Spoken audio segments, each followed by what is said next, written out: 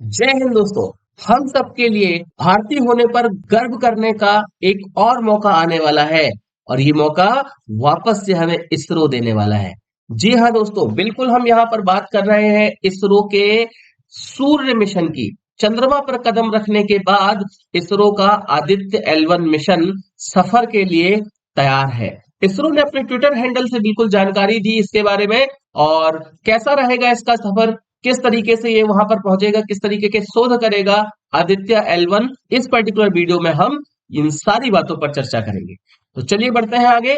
अगर आपने अभी तक मुझे टेलीग्राम पर फॉलो नहीं किया है तो दोस्तों कर लीजिए। आपको यहाँ पर सारे के सारे जरूरी अपडेट्स मेरे सेशन के रिगार्डिंग मिलते रहेंगे। इसके अलावा दोस्तों आप सभी लोग मुझे इंस्टाग्राम पर भी फॉलो कर सकते हैं। तो दोस्तों चलिए बढ़ते हैं आगे और वन बाय वन शुरू करते हैं हम हमारे आज के इस पर्टिकुलर सेशन की शुरुआत। इसरो जिसे कहा जाता है Indian space research organisation, ISRO यानी कि Indian space research organisation. ISRO ने अभी 23 अगस्त 2023 को चंद्रयान 3 की चंद्रमा की सतह पर सॉफ्ट लैंडिंग करा करके पूरे के पूरे देश को गर्व से भर दिया था।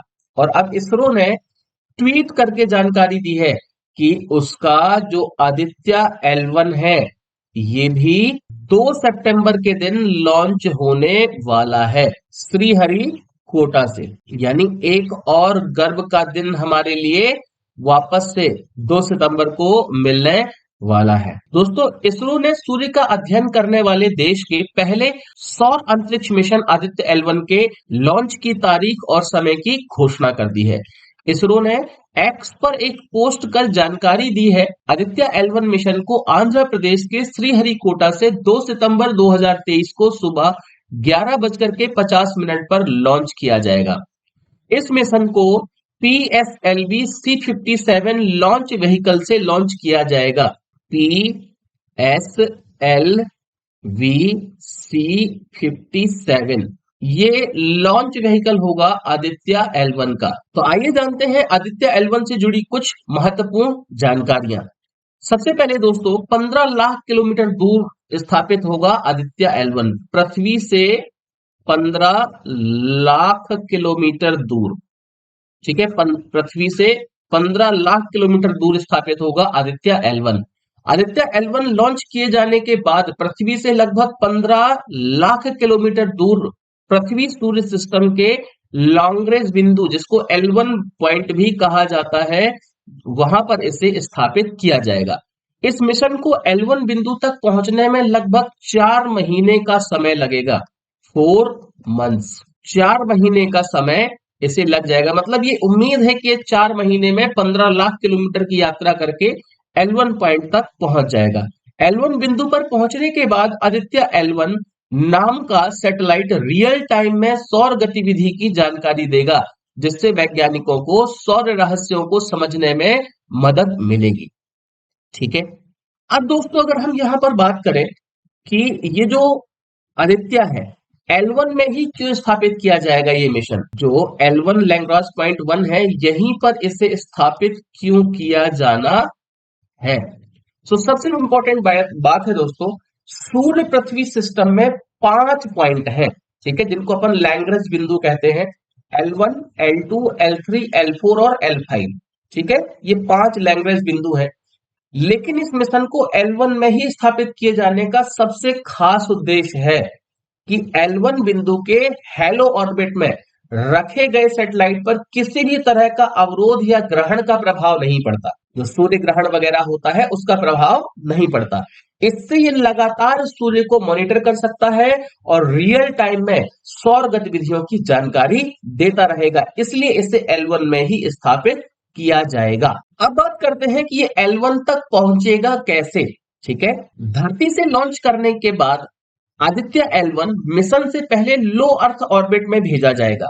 ठीक है, यहां से जो है ना ये आपका पहले लो अर्थ ऑर्बिट में जाएगा। इसके बाद फिर इसे अंडाकार ऑर्बिट में भेजा जाएगा। ठीक है, यहां से आगे बढ़ेगा और फिर ये इस पर्टिकुलर ऑर्बिट में, ये जो अंडाकार ऑर्बिट है यहां पर आएगा। इसके बाद इसे ऑब्जर्वेटरी की कक्षा को धीरे धीरे बढ़ाया जाएगा और जब ये ऑब्जर्वेटरी की कक्षा धीरे धीरे बढ़ती जाएगी तो ये यहाँ पर फिर क्रूज फेज में पहुंच जाएगा। इस प्रक्रिया के जरिए अंतरिक्ष यान को पृथ्वी के गुरुत्वाकर्षण से बाहर निकाला जाएगा। इसके बाद क्रूज फेज जो शुरू होगा ना, और आदित्य L1 को लैग्रांज पॉइंट 1 यानी कि L1 के हेलो ऑर्बिट में भेजा जाएगा। आदित्य L1 लैग्रांज पॉइंट 1 के हेलो ऑर्बिट में पहुंचने के बाद क्या जानकारी भेजेगा? इस मिशन में 7 पेलोड भेजे जाएंगे जो सूर्य की गतिविधियों से जुड़े विभिन्न तरह के डेटा भेजेंगे।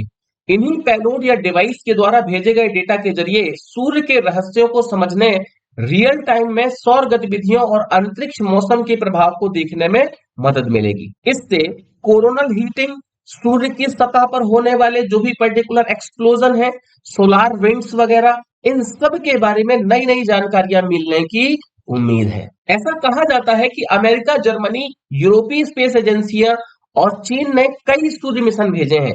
सबसे ज्यादा सूर्य मिशन अमेरिकी अंतरिक्ष एजेंसी नासा ने भेजे हैं। इसका पहला सूर्य मिशन 1960 में भेजा गया था। जर्मनी और यूरोपियन स्पेस एजेंसी ने भी नासा के साथ मिलकर अपने पहले सूर्य मिशन को वर्ष 1974 और 1994 में भेजा था। चीन ने सूर्य से जुड़ी जानकारी के लिए वर्ष 2022 में advance space base solar observatory को स्पेसक्राफ्ट के तहत लॉन्च किया था, और अब साल 2023 में भारत भी इस पर्टिकुलर मिशन में शामिल हो रहा है।